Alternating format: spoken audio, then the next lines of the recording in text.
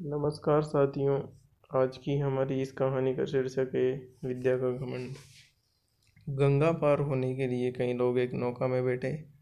धीरे धीरे नौका सवारियों के साथ सामने वाले किनारे की ओर बढ़ रही थी। मनमोहन भी उसमें सवार थे। मनमोहन जी ने नाविक से पूछा, क्या तुमने भूगोल पढ़ी है? भोला भाला नाविक बोला, भूगोल क्या है, इसका मुझे कुछ पता नहीं।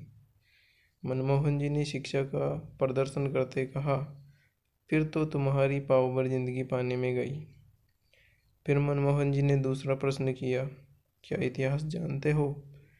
महारानी लक्ष्मीबाई कब और कहाँ हुई तथा उन्होंने कैसे लड़ाई की?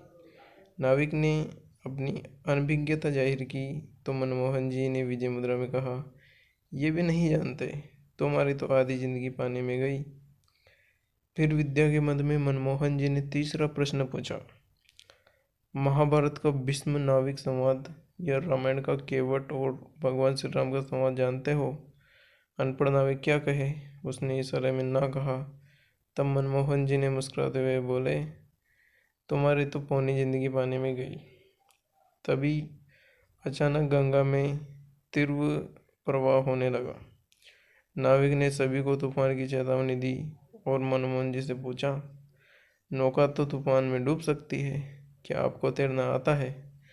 मनमोहन जी घबराहट में बोले, मुझे तैरना वैरना नहीं आता है। नाविक ने स्थिति भांपते हुए कहा, तब तो समझो आपकी पूरी जिंदगी पानी में गई। कुछ ही देर में नौका पलट गई और मनमोहन जी बह गए। तो साथियों, इस कहानी से हमें शिक्षा मिलती है कि विद्या वाद विवाद के लिए नहीं है और ना ही दूसरों को नीचा दिखाने के लिए है। लेकिन कभी कभी ज्ञान के अभिमान में कुछ लोग इस बात को भूल जाते हैं और दूसरों का अपमान कर बैठते हैं। याद रखिए, शास्त्रों का ज्ञान समस्याओं के समाधान में प्रयोग होना चाहिए, शस्त्र बनाकर हिंसा करने के लिए नहीं।